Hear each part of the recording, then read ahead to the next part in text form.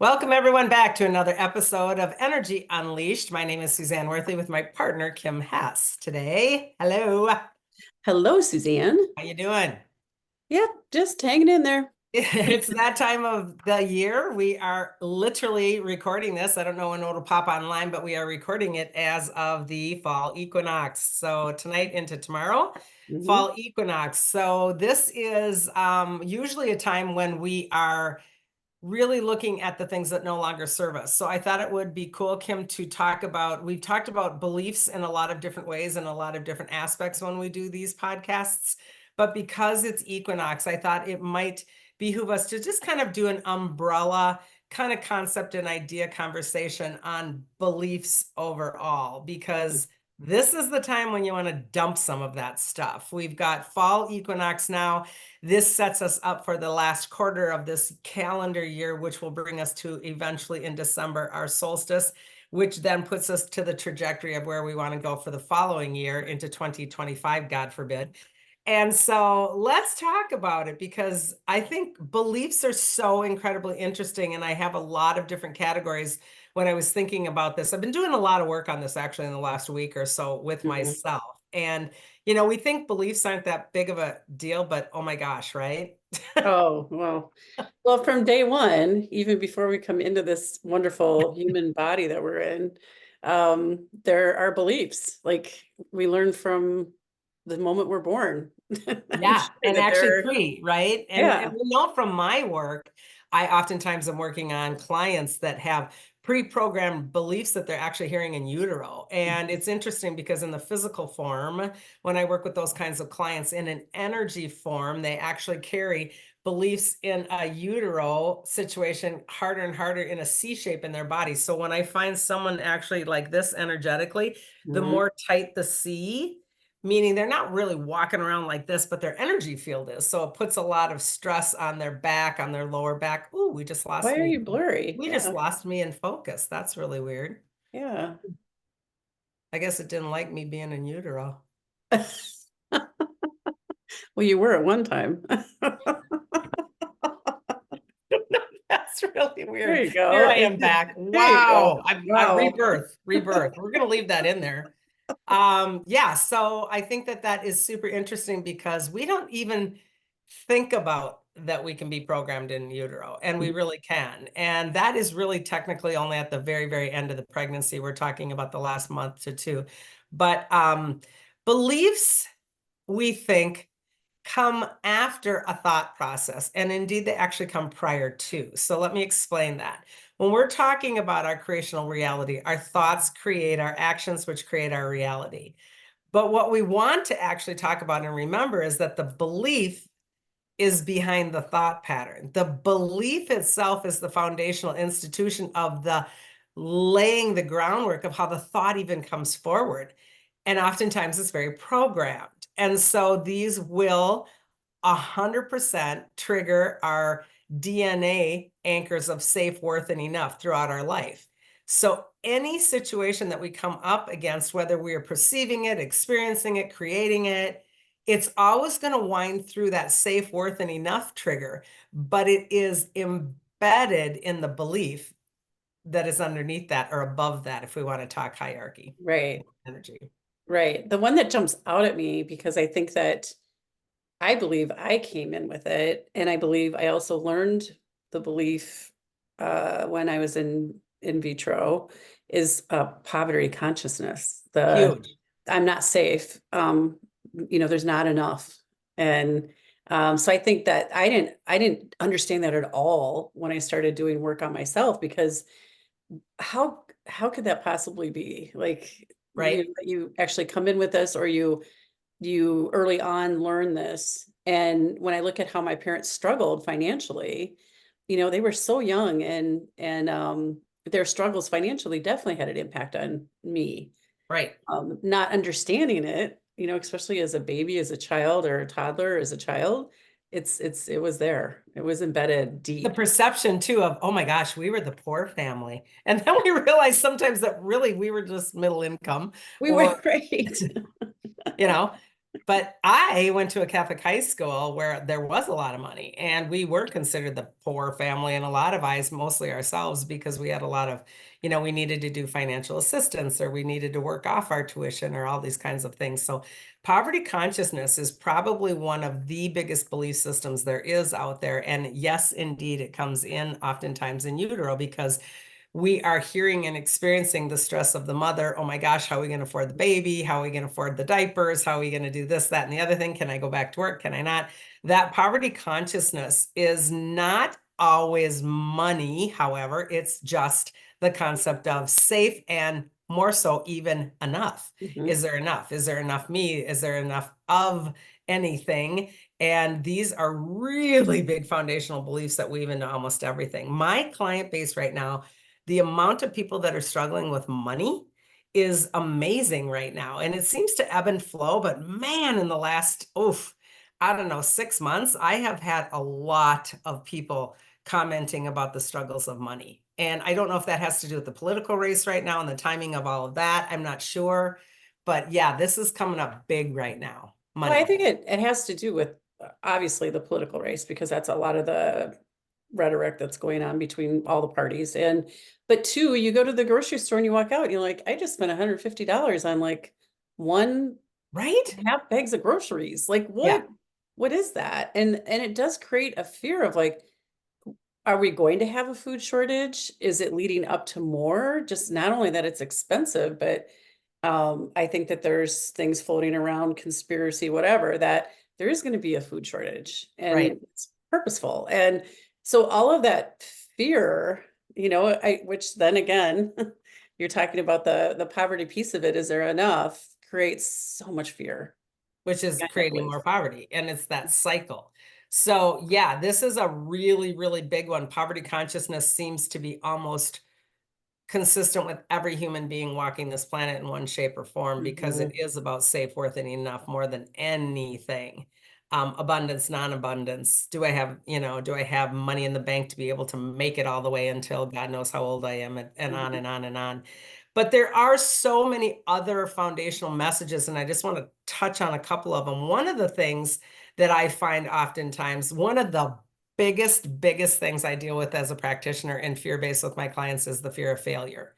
Mm. And failure is not real. If we let it be real, it's very real, but in technicality, energetically speaking, it's just another version thereof.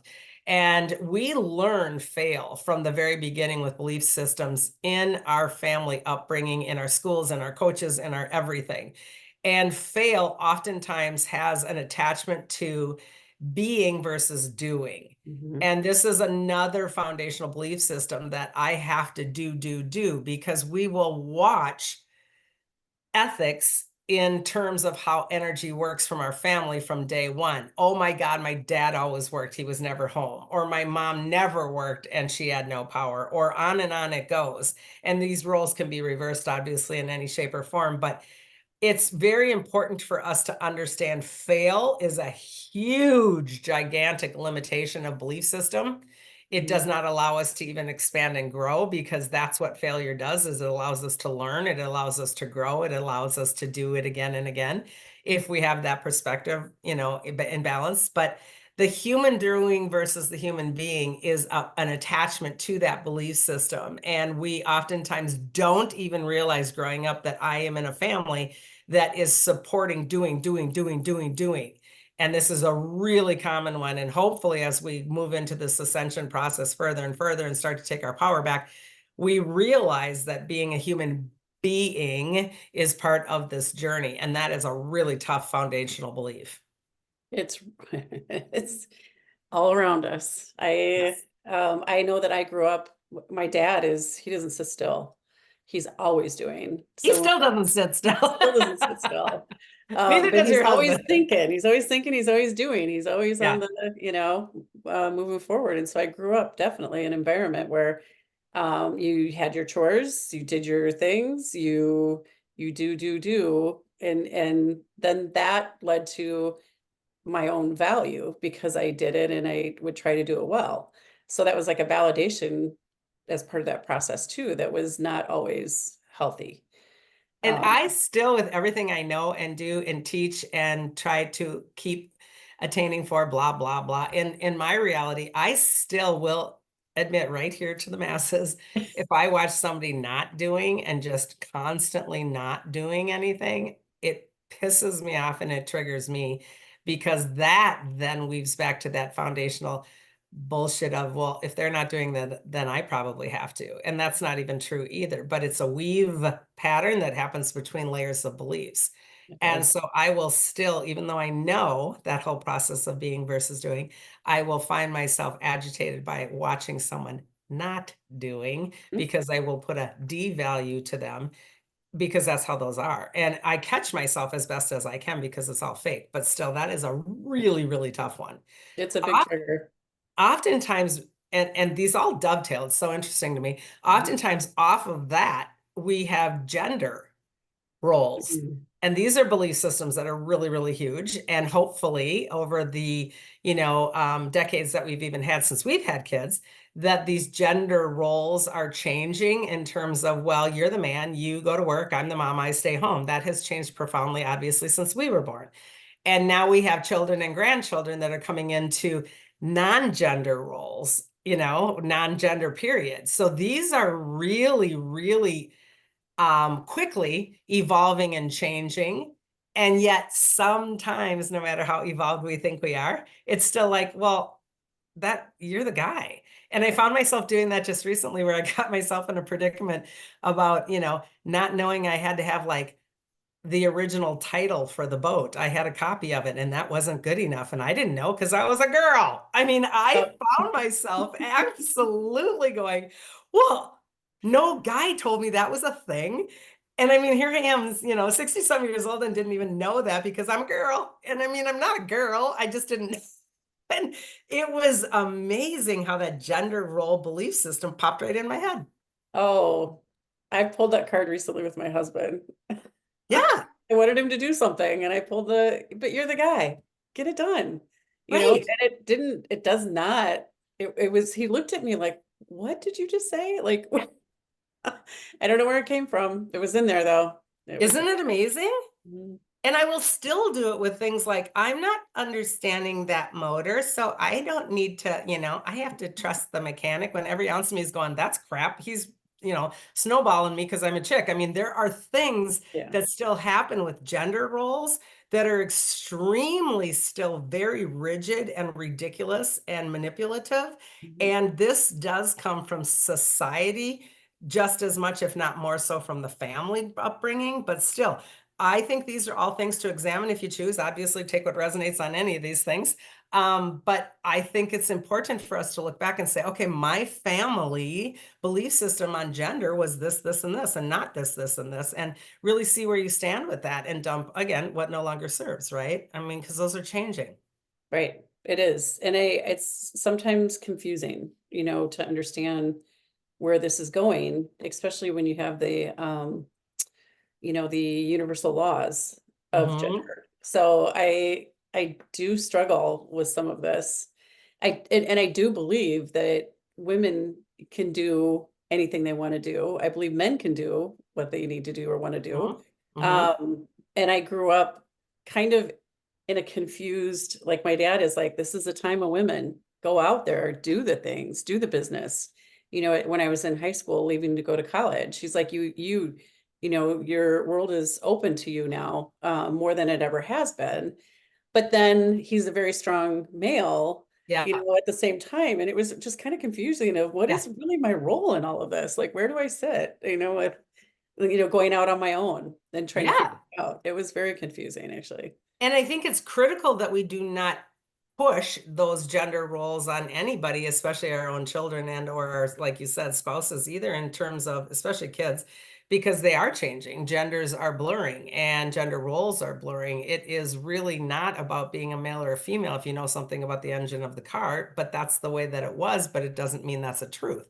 Right. And so again, before we can have thoughts and actions, that belief system is on top of all of that, and it limits us and it puts fear into us that we're not good enough. Like, I don't know enough about a car. I can't double check on this mechanic that's charging me for 5 filters that I probably don't need, etc. So, I mean, And that's then that goes back to when you realize you don't need those filters, it's back to, God, I failed.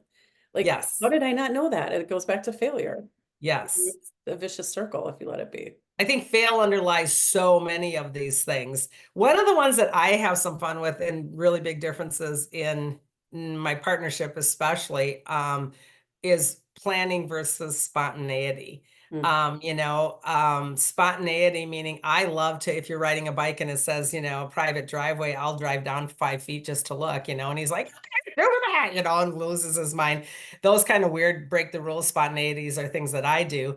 And yet I'm a serious planner in other ways, whereas he doesn't plan a whole lot of things and it frustrates me. And then his spontaneity is really limited. So we have a lot of dynamics that are very conflicting in just personal relationships, plan versus spontaneity. And I think that that, again, is something that we learn in our belief systems and our family structure and our school structures, etc. Validation for planning and or validation for spontaneity, or don't you dare be spontaneous, and on it goes. So I think that that's a really interesting one that I was thinking about today.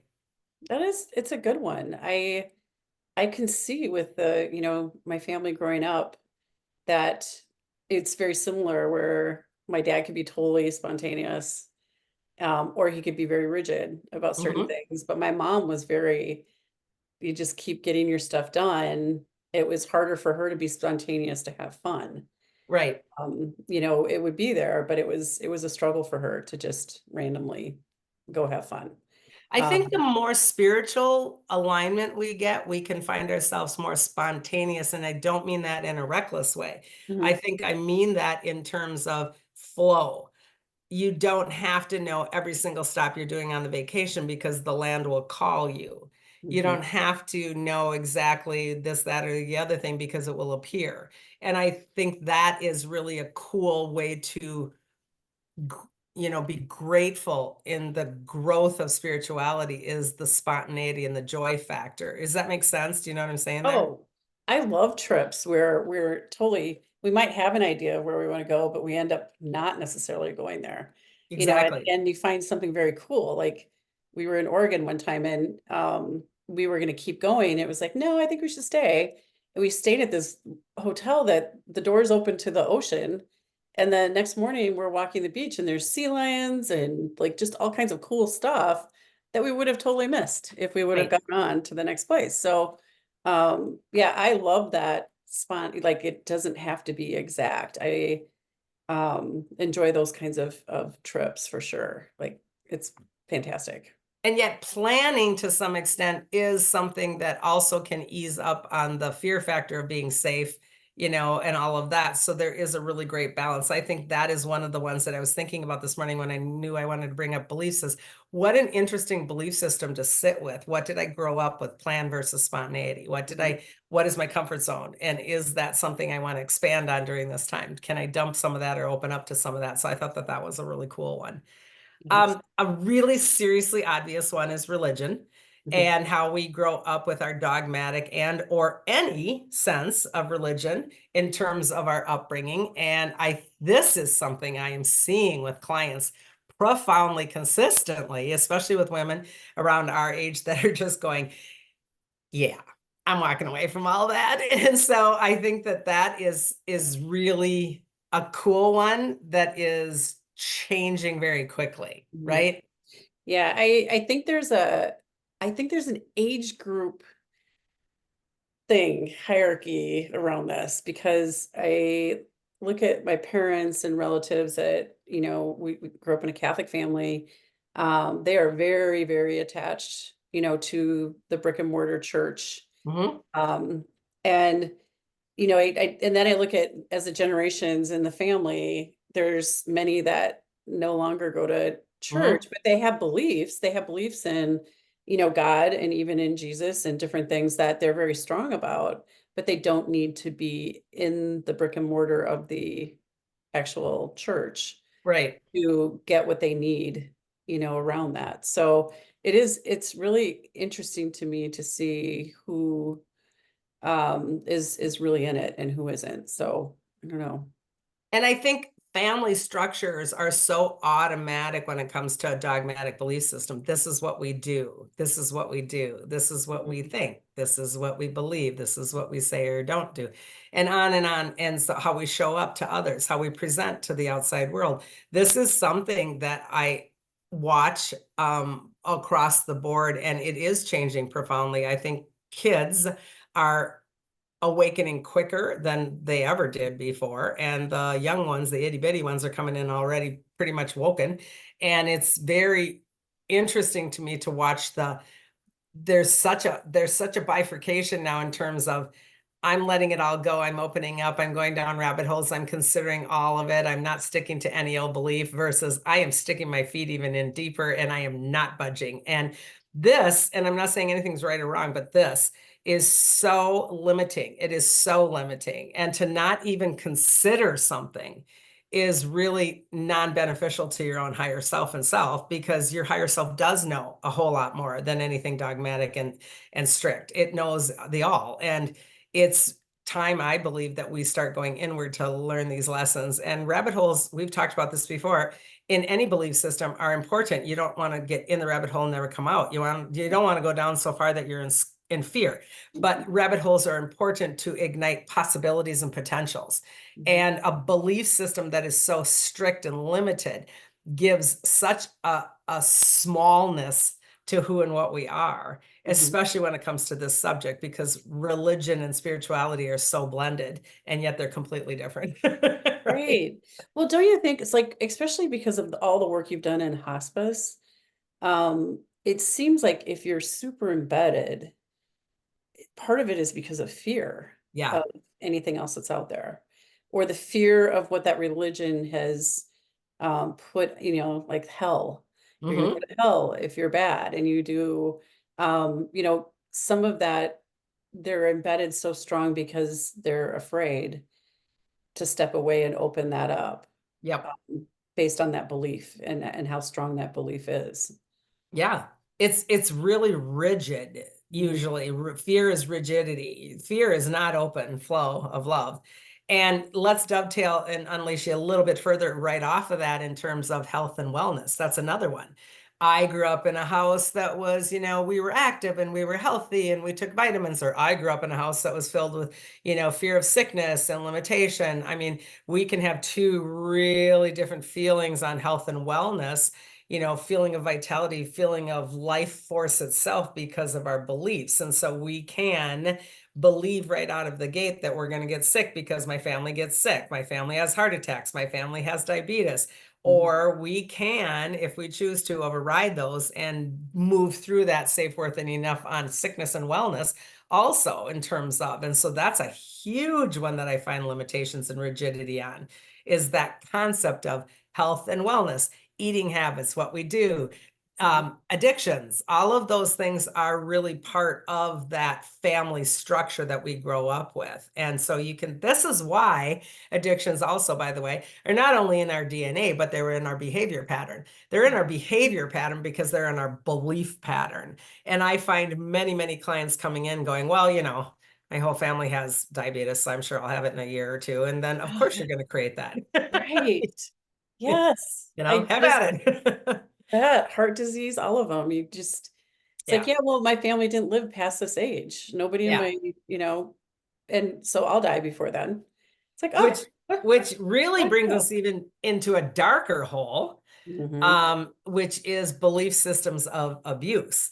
And so we can go into even deeper belief systems in this whole entire vein and let that expand into, I grew up being abused, or I grew up being neglected and abandoned. So I think that that's my normal belief system for life. And this is huge in terms of karmic returns, soul contracts, family soul contracts, lineage contracts, etc. It's really understanding that that is all crap also. We can indeed be that one. And I find this oftentimes with my clients. If they're in my room doing spiritual work, they oftentimes are the one that has come in with the soul contact to break the lineage, to come in with the contract to say absolutely no more abuse. I'm the one that's going to actually cut this cord of karmic return.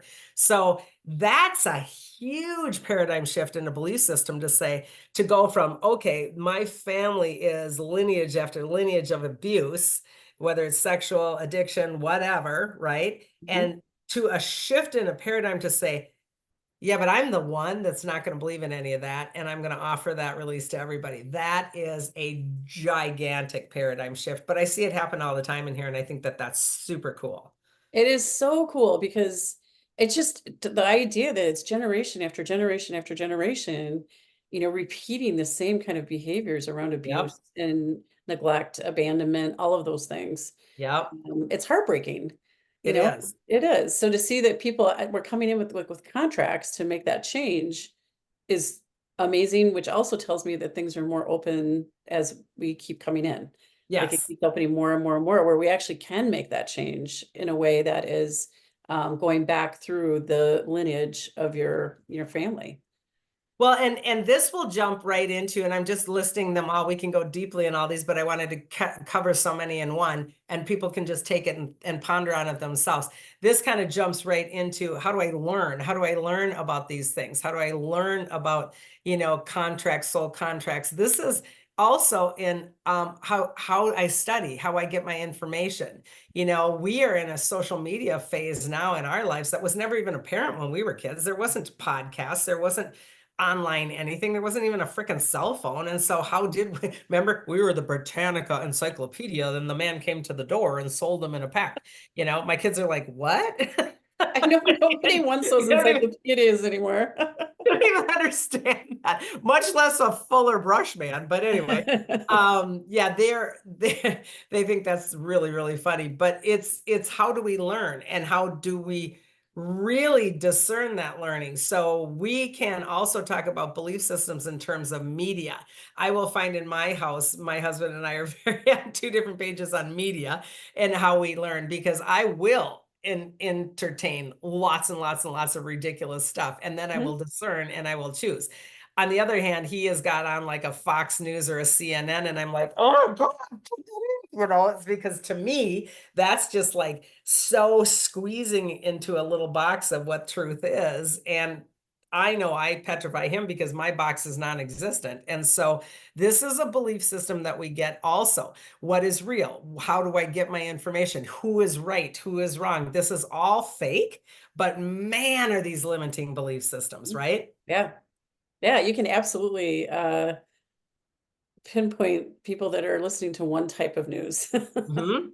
It's Yep. it's interesting how we absorb that and just take it in and make it real. And You we know? will take the paltering, meaning some truths, some non-truths. We will take the paltering to the way that we want it, because that's what the human does when we have a strict belief system.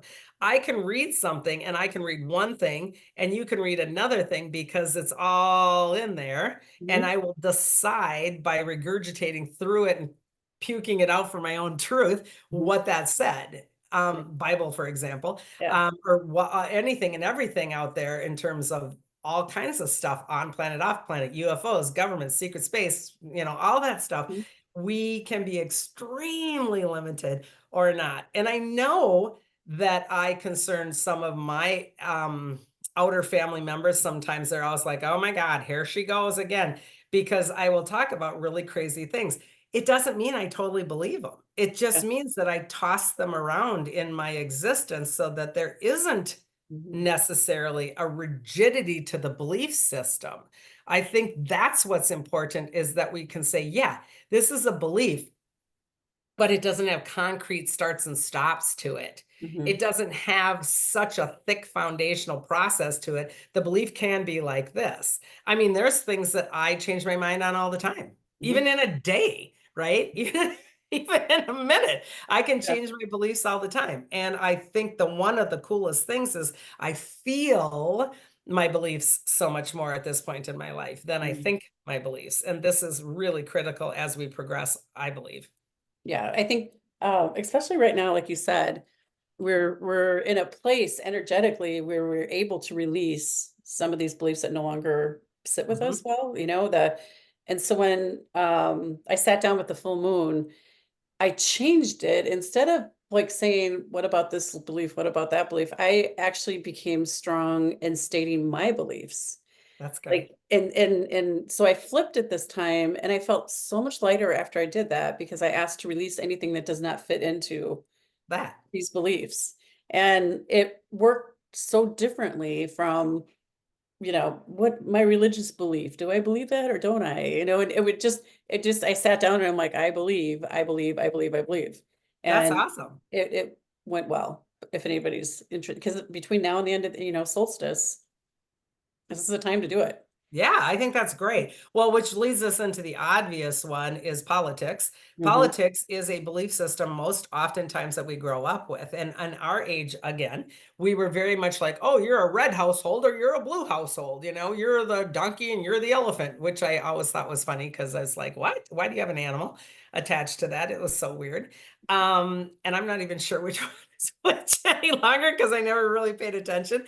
But I find myself thinking how silly those boundaries are again, how limited those boundaries mhm, are. And as we've evolved, even as a society, I think we're letting some of those old school things go because God forbid, you grew up Catholic, you're going to be Catholic. God forbid you grew up Democrat, you're going to be Democrat. So we are finding the evolution of that. mhm, However, I think that because we do still have split party systems, we can find this is really difficult. And then when we have the drama and the personality crap, garbage programming that's attached to all of the stuff that we're in right now, we are finding such splits. And I think this is what's really sad. Well, anything that splits people, families, mhm, loved ones, anything that splits that drastically, you've got to understand is programmed. mhm, And it's just so heartbreaking to have people come in my office and say, yeah, because of such and such in their political beliefs, we haven't talked to them forever. Or such and such in COVID beliefs, we haven't, been around them, or all of these things that are manipulated fear tactics that they have fallen for to the extent of splitting from loved ones completely. Now, on the other hand, have I dumped some toxic situations and people in my life? Yes. Does that feel good? Yes. So mhm. there's pros and cons to both sides of that too. Yeah. Do you see? Mhm. I do. I, There's I a healthy balance in there that is not always easy, yes. but, it's important to know, and that goes back to what do I believe? What is my integrity compromised in any of this? And is it something that is actually, um, affecting me, like, emotionally in a way that is just not healthy? I Yes. kinda go through that piece of it because it's not worth it to me to go through. And so to not have a strong relationship anymore with someone, based on those things for me, it's really important. And it's made a huge difference stress level wise in my life. Yes. It's a whole different way of living. And when we really start to examine beliefs, we can see how the negative agenda weaves everything. Because when we also will throw in beliefs of race, creed, and color, Mhm. then we start to understand, oh, this is another layer within the layer, Yeah. another layer within another layer of separation. So we will go back again to understand separation in any way, shape, or form as a negative agenda. Mhm. And it's really, really important for us to be able to go, oh, okay, I can see that's a negative agenda or Yeah. not. Right. And just because I see the negative agenda doesn't mean you're going to either, because that even goes back to a further belief that there even is the possibility of a negative agenda.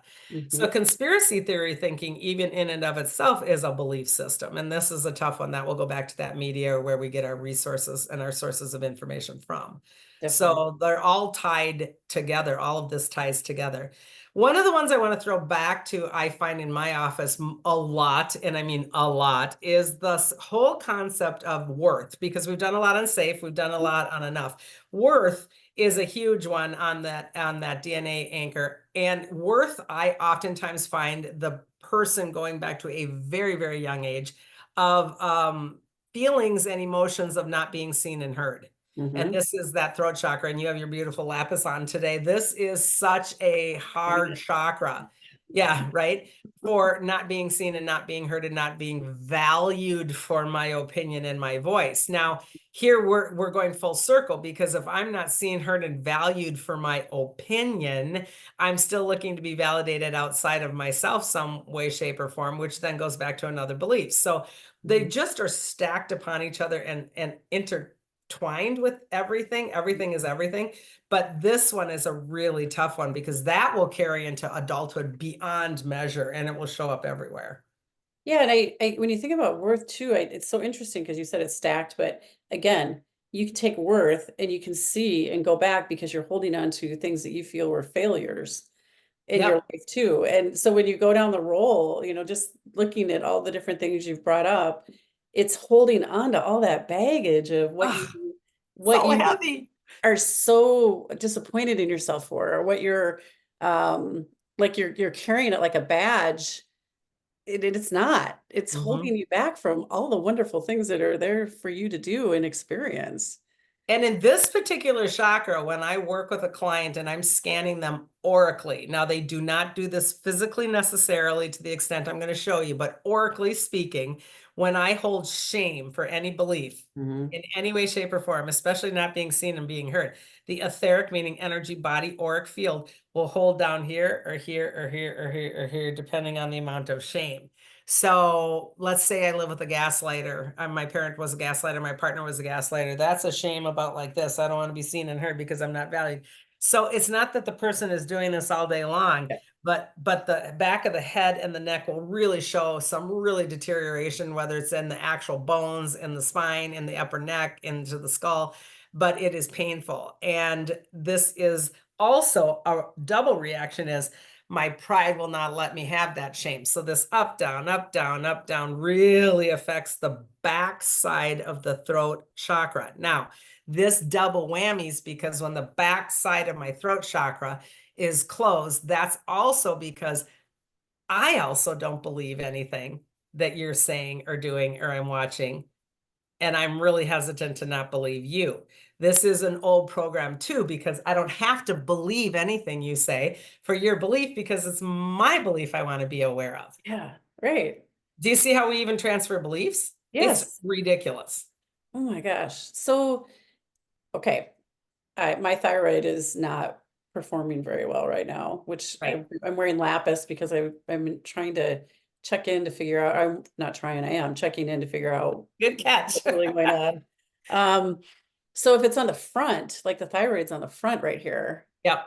it, Thyroid is more, when it's on the front of the chakra system, it's more about me professing my truth and being heard without having conditions attached. mhm, Backside is more like, I don't know why you're being nice to me. What do you really want? yeah. You're saying that, but you don't really mean it. That's kind of so me, others, Mhm. kind of how Okay. that works. Okay. That's what I thought, but Yeah. well, that's what I So heard. then when we wrap all of these up, so I'm just going to kind of summarize, we've got all of these different, and I'm sure there's more, but those are the ones that I came up with this morning in terms of when we wrap all of these whole list up, it all comes down to, it all comes down to the biggest belief of all, which is the biggest bogus belief of all, which is the Savior program. So the Savior program is something that is instituted into our bodies from a negative agenda from day one of humanity. And this is that something or someone other than myself is going to save this situation, save me, save our planet, save our financial institutions, save our health. I give the doctor my savior. I give the money my savior. I give the 401k my savior. It's just endless. And so the savior belief is something that I really invite anyone listening to this, if they choose, to sit down and say, how much do I believe in savior programming? And I mean, it is non-ending. My mom knows better, so she's going to save the day with this. I mean, it can be that simple, right? My partner is going to save me by, calling that bill collector because I don't have the courage. I mean, all these things that we do from this much savior program to infinite savior program is a program, and we believe it completely 24/7 and all of the other beliefs. So if you sit with the things that you really are creating and frustrated with in life, or anything that scares you, or even some of the things that are joy filled, look behind the belief for an even deeper belief of a Mhm. savior program, because it is not real and we give our power away all the time. I thought, God, you say that, and I thought about the medical system. Ugh, We're always looking for that magic pill. We're looking for that easy answer. Like, for anything that we have going on in that system. And for me, the lack of trust in that system is huge, Mhm. and it's something I'm working through, but um I just that's what popped into my head. I'm like, talk about Mhm. savior programs, government, medical assistant, the medical program, like there's such Education, major big things out there. Pharmaceutical, the magic religion, pill, all of it. And they're even good. politics, all of it, government, the whole military. The military is going to save us.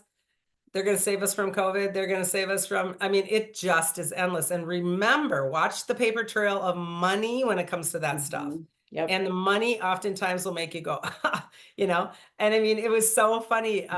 Chuck just came home yesterday because we've got some issues that we're dealing with family members in hospitals that you can't go in, you have to test for COVID. And he was like, oh my God, it's so awesome. COVID tests are so cheap now. And I'm like, oh my that's because you have to test every other day to get in anywhere. I mean, it just is getting silly, right? So there's a money trail to everything. There's a money trail to anything that's Savior program related. You're too fat, here's a pill. You're too skinny, here's a pill. Here's a program, here's chair yoga, I mean, anything health related, anything medicine related, anything food related, anything related, it just never stops. Doesn't So the stop. whole point of this whole entire episode is to just throw out a barrage of things to think about in terms of where are you at with programmed beliefs? Where are you at with fear fuel versus love fuel? Where are you at with dumping the savior program and allowing yourself to be in charge of that because you are the co-creation, etc. And even within spirituality, not even dogmatic religion, even within spirituality, we can play that savior program. So be aware of what you're doing and how it feels in the moment. And I think the best thing that I want to land the plane on is don't ever think a belief has to stick around. Oh, I it mean, you can dump it in 2 minutes, doesn't. right? Yeah, and like I said, it's been easier for me to state my beliefs versus, going into the old stuff for whatever reason. I just think when you really stand strong on where you're at, it comes to fruition, for sure. And So, lastly, it is imperative to us to understand no one is going to be able to understand or validate your belief because that is outside of yourself. mhm, Where the human trips up is I want to be seen, I want to be heard, I want to be validated because then my belief is valid. There's your condition. And when we get to that space with the belief system in any way, shape, or form, if I need validation on my belief system, frosting on the cake is cool, meaning, oh, wow, I already knew that and now it's validated out here. That's cool. But if I have that validation need to cross over to validate, there's where I have the problem because it's a cord of energy where, again, I'm releasing my own fuel and my own knowing. So really understanding and honoring the fact that it just doesn't matter. I don't have the capacity to know what you believe, mhm. and it doesn't matter what you believe. And I don't mean that negatively. I honor the fact that it truly doesn't matter because it's yours. Right. And that's a big one. That's a big one. We've lost that in so many ways because beliefs, if beliefs lead to violence and, hatred and, going down that path, it's time to take a step back. It shouldn't be like that. Yeah. The freedom to believe what you want to believe is what we're here to. It's freedom of choice, free Yeah. will. So, It's a yeah. biggie. Oh, it's so big. Lots more work to do. Yeah. It's heavy. It's a heavy subject. You can feel it's a heavy, I know, right? Cut, cut. It is. It's a It heavy is. subject. It is. So, Yeah.